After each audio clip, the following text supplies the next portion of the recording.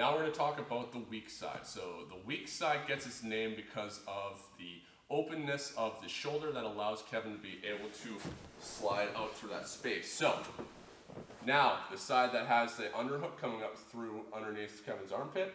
As we fall to this side, if Kevin is able to get his head to the other side, watch how, because this arm is underneath his shoulder, I'm obviously not able to stop that pressure. All I can do is squeeze against his ribs, but that doesn't help in the force direction that he's pushing. As he keeps sliding, he slides out through that space, and now I've lost that position. So the weak side, I call the open side, or it's a term that I kind of reference to. I saw a YouTube comment where someone called the strong side and weak side closed and open, and I really liked that. So it helped me think of why internally. So the weak side, a lot of people actually prefer fighting on the weak side, which is also why I sometimes get away from calling it the weak side. It has a lot of great options. It's just this one part that can cause massive catastrophic failure when you're first learning this. So let's go over just kind of how to properly hold the weak side, and then in the next video I'll show you guys how to at least make sure you're forcing your opponent back to the strong side every time, because that's where you want to develop your game first, and then as you get better and you learn the differences of direct rotational control and lever-based rotational control, you'll be able to start using things like motorcycle grips and Kimura's arm bars to be able to make your back attack game much more diverse. I got the control scheme seatbelt where I have my hands punched together in Kevin's chest, my head is close, and I fall into this side. Now, the problem here is I can't build up onto my elbow because of the side that I'm on. I can't withdraw this elbow in any kind of way. It's also stuck underneath him. So a problem that some people will have is that your opponent will actually just squeeze down on your arm to make it so you can't withdraw this, and it becomes difficult. Now our ability to generate meaningful base becomes much more difficult.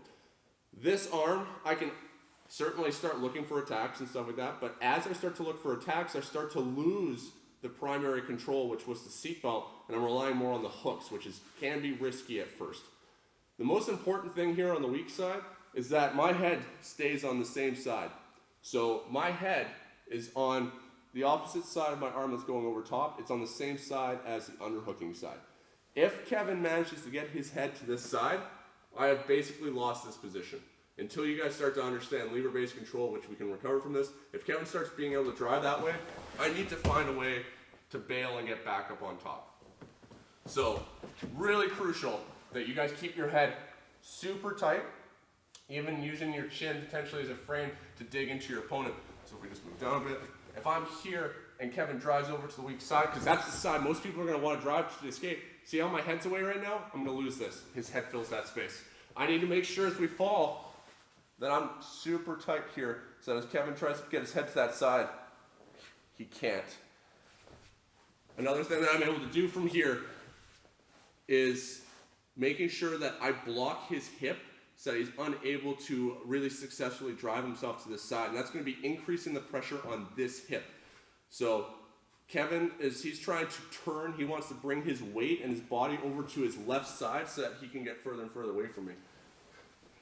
If I take this foot and I put it up onto his hip and I start driving down, you can see how I can almost start to generate base to drive him to the other side.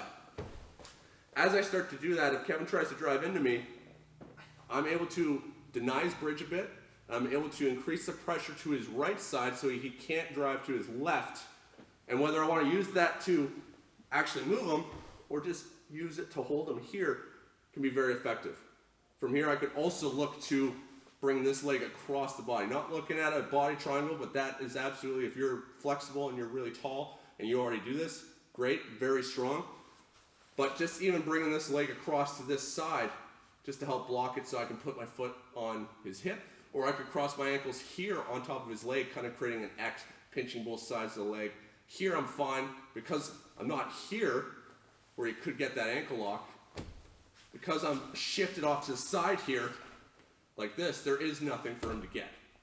So what I'm looking at doing is increasing the force on the right side of his body so that he can't drive to the left. So most of the time if I was here, foot just raises up here on the hip. This is still blocking the one side of his hip so he can't recede that direction.